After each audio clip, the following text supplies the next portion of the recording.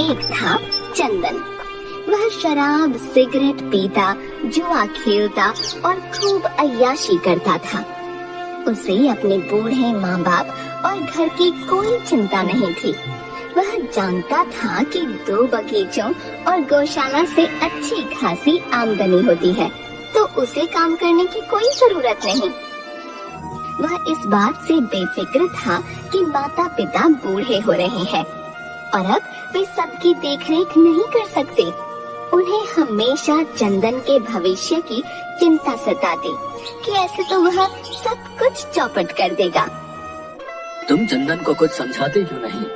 जब तक हम हैं संभाल रहे हैं, पर हमारे बाद सब काम कौन देखेगा? मैं बहुत बार समझा चुकी हूँ, पर वह मेरी बात सुनता ही नहीं। शराब सिगरेट पीता है, जितना पैसे देता हूँ सब जुए में उड़ा देता है। चिंता मत कीजिए, सब ठीक हो जाएगा। एक लौता बेटा है हमारा, बस गलत संगत में थोड़ा बिगड़ गया है। थोड़ा नहीं, तुम्हारे लाड प्यार ने उसे पूरा बिगाड़ दिया है। आने दो उसे, देखता हूँ कैसे काम नहीं सीखता। आप सो जाओ, वह आधी रात से पहले नहीं आएगा। कोई बात नहीं, आज तो उससे बात करनी होगी। दोनों चंदन की प्रतीक्षा करने लगते हैं। दूसरी ओर चंदन अपने दोस्त माधव के साथ लगातार दुकान में बैठा शराब पिए जा रहा था। यार माधव, मैं हर बार जुए में हार गए जाता हूँ यार। तुझे जुआ खेलना नहीं आता, तुझे ज्ञान नहीं है। ज्ञान? अरे हट, मुझसे ज्यादा और किसी को आता है खेलना? तुझसे ज्यादा निठल्ला और है कौन? मजाक बना रहे है? मजाक बना रहे है? हाँ है?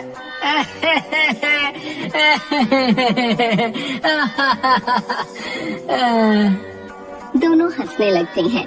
शराब की दुकान का एक आदमी, चलो जी चलो, दुकान बंद होने का टाइम हो गया, तुम दोनों जाओ यहाँ से। प्यार से बोलो बे, रोज के ग्राहक हैं। वह आदमी दोनों को नशे में चूर देख चुप रहता है। दोनों वहाँ से लुढ़कते हुए गाना गाते गाते घर के लिए निकलते हैं। एक चौराहे पर दोनों अपने अपने घर की ओर मुड़ जाते हैं। चंदन अभी कुछ दूर ही चला था कि सामने से एक आदमी एक बड़े से कुत्ते को पट्टे से पकड़े हुए आता दिखाई दिया। चंदन उन्हें अनदेखा कर पूरा रास्ता घेर कर अपनी मस्ती में आदमी और कुत्ते के सामने आ गया। आदमी दाएं हो तो चंदन भी दाएं, वह बाएं हो तो चंदन भी बाएं। चंदन को कुछ समझ नहीं आया। उसने आदमी को हल्का धक्का देकर हटाने का प्रयास किया ही था कि कुत्ता जोर से चंदन पर भौंकने लगा। थोड़ा घबरा कर उसने एक पत्थर कुत्ते पर फेंक दिया। चल हट कुत्ता कहेगा, हट। कुत्ता और जोर से भौंकने लगा। उसे आदमी के नियंत्रण से बाहर होता देख चंदन डर कर भागने लगा। कुत्ता भी उसके पीछे भागने लगा। आगे आगे चंदन, उसके पीछे कुत्ता और उनके पीछे वह आदमी। आधी रात को क्या भला पीछे पड़ गई? कुत्ता है कि भूत? चंदन जितना तेज भाग सकता था भागा और उसे चकमा देकर जैसे तैसे अपने घर पहुंचा। इतनी देर कहाँ था? रात का 1 बज रहा है। कुछ होश है तुझे? क्या माँ, तुम अब तक जाग रही हो? कितनी बार कहा कि मेरा इंतजार मत किया करो, सो जाया करो। उसे नींद कैसे आएगी? पिताजी, आप अब तक सोए नहीं? जिन माँ बाप के बेटे का ये हाल हो, वो चैन से कैसे सो सकते हैं? पिताजी, तुझे किसी की चिंता नहीं, न अपने स्वास्थ्य की, न हम बूढ़े माँ बाप की और न इस घर की। ये उम्र है हमारी काम करने की। अपने बेटे को इस हालत में देखकर क्या गुजरती है हम पर। अब बस तेरी ये याशी बंद। कल से तू मेरे साथ रहकर काम देखेगा। नहीं। पिता गुस्से से उसे एक थप्पड़ लगा देता है। चंदन चुपचाप अंदर जाकर सो जाता है। आज शाम को न जाने किसकी शक्ल देखी थी। अगली सुबह पिता चंदन को अपने साथ लेकर गौशाला और दोनों बगीचे दिखाते हैं। 3 आदमी गायों, भैंसों तथा बगीचों की देखभाल में लगे हुए थे। गौशाला में चंदन की कोई रुचि नहीं थी, इसलिए वह बगीचे में रुक गया। पिता की हिदायत के अनुसार चंदन कुछ देर तो नौकर को काम करते देखता रहा, फिर बोर होकर एक पेड़ के नीचे जाकर आराम से सो गया। दूसरे दिन भी उसने यही किया। 2 दिन से शराब और सिगरेट नहीं पीने से वह शाम को बगीचे से नौकर की नजरें चुराकर माधव से मिलने भाग गया। दोनों ने जी भर कर शराब पी और धूम्रपान करते हुए घर चले गए। चंदन के पिता समझ गए कि वह आसानी से सुधरने वाला नहीं है, उन्हें उसके साथ सख्ती करनी पड़ेगी।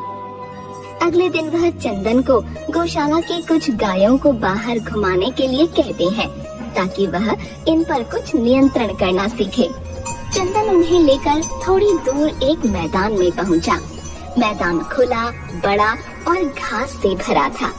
उसने बिना कुछ सोचे गायों को घास चरने के लिए खुला छोड़ दिया और खुद आराम से बैठकर सुस्ताने लगा। थोड़ी देर में वह घास से भरा मैदान पूरी तरह उजड़ गया। तभी एक अमीर सेठ अपने 2 नौकरों के साथ वहां आया। नौकरों ने सभी गायों को पकड़ना शुरू कर दिया। अरे ये क्या कर रहे हो? मेरी गायों को क्यों तंग कर रहे हो? अच्छा, तो ये तुम्हारी गाय है? किससे पूछकर तुम इन्हें यहाँ लाए? किससे पूछकर क्या मतलब? वो कोठी मेरी है। ये पूरा मैदान, सामने के खेत और बगीचे भी मेरे हैं। तुम जानते नहीं, मैं सेठ काशीराम हूँ। चंदन ने काशीराम का नाम तो बहुत सुना था पर देखा नहीं था। मुझे नहीं पता था कि ये मैदान आपका है। मैं अभी नहीं लेकर जाता हूँ। तुम यूँ सब मिट्टी में मिलाकर नहीं जा सकते।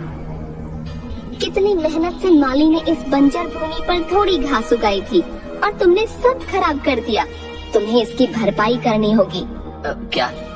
मेरा मैदान पहले की तरह कर दो, नहीं तो इन गायों ने मेरी घास खाई है। अब ये सब मेरी हुई। नहीं, ऐसा नहीं हो सकता। चंदन के बारे में सब पता लगाकर अगले दिन सेठ ने आकर उसके पिता को पूरी घटना बताकर खूब खरी खोटी सुनाई और मुआवजे के रूप में सारी गायें देने को कहा। चंदन को बहुत बुरा लगा। वह चाहे कितना बुरा हो पर अपने माता पिता से बहुत प्यार करता था। सेठ द्वारा उसके पिता के किए अपमान का जिम्मेदार उसने खुद को माना। उसने सेठ से कहा कि वह गाय नहीं दे सकता। ठीक है, फिर उस मैदान को पहले जैसा हरा भरा तुम करोगे और तब तक तुम्हें वहीं बने एक कमरे में रहना होगा। चंदन मान जाता है। सुनकर उसके पिता को पहले गुस्सा आता है लेकिन फिर कुछ सोचकर कहते हैं, भगवान सब अच्छे के लिए करते हैं। उसके बाद चंदन उसी मैदान पर आ जाता है। वहाँ सेठ उसे कुछ समझाकर कहता है कि कहीं तुम भाग न जाओ, इसलिए मेरा यह कुत्ता हीरा हर पल तुम्हारे साथ रहकर तुम पर नजर रखेगा और वहाँ से चला जाता है। चंदन को पहले कुछ समझ नहीं आता कि वह शुरुआत कैसे करे। थोड़ी देर बाद वह सिगरेट पीने लगता है। तभी आवाज आती है, ए इसे फेंको, मेरा दम घुट रहा है। चंदन ने आसपास देखा कि आवाज कहाँ से आ रही है और फिर से कश लगाने लगा। दोबारा वही आवाज आने पर चंदन पूछता है, कौन हो? कहते हुए उसकी नजर हीरा पर पड़ती है। वह उसे ही घूर रहा था। अबे ऐसे क्या देख रहा है? सुनाई नहीं देता क्या? मेरा दम घुट रहा है, फेंक इसे। तू बोल रहा है? कुत्ता होकर इंसान की बोली बोल रहा है? हाँ, तुझे मेरी बात समझ आ रही ना? एक कुत्ते की बात कुत्ता ही समझ सकता है और कोई नहीं। याद तेरे सिवा कोई मेरी बात नहीं सुन सकता। तूने मुझे कुत्ता समझाया क्या? बोर मत कर, जाकर काम कर, काम चोर कहीं का। अबे बंद कर, कितनी बदबू आ रही है इससे। अच्छा तो दूर चला जा, मैं तो पीऊंगा। पी कर दिखा, फिर बताता हूँ। तू अपने आप को क्या समझता बे? अबे मैं तो जानवर हूँ, पर तू क्यों जानवर बना हुआ है? इंसान है, इंसान की तरह रहे। दारू पीता है, सिगरेट पीता है। छी, कितनी बदबू आती है तुझसे। अबे बंद कर अपना मुंह, कुत्ता होकर इतना सुनाता है। तू बंद कर दे ये सब, वरना काट लूंगा। वैसे भी तेरा पिछला हिसाब रहता है। कौन सा? उस रात शराब के नशे में तूने कितनी जोर से मुझ पर पत्थर फेंका था, तब बच गया था बच्चा, आज नहीं। अच्छा तो वही है। चंदन को याद आ जाता है कि कितनी मुश्किल से उस रात इसने अपनी जान बचाई थी। आज तुझे डॉक्टर के पास पहुंचा ही देता हूँ। अरे इसका कोई भरोसा नहीं, कहीं जान ही ना निकाल दे। याद रख, जब तक तू यहाँ है, ना सिगरेट और ना शराब। चंदन हाँ में सिर हिला देता है। उसके बाद वह मैदान पर घास उगाने के लिए जी जान से लग गया। करीब 2 महीने बाद सेठ काशीराम वहाँ आता है। वह देखकर हैरान रह गया। उसे यकीन नहीं हुआ कि यह वही उजड़ी हुई जगह है।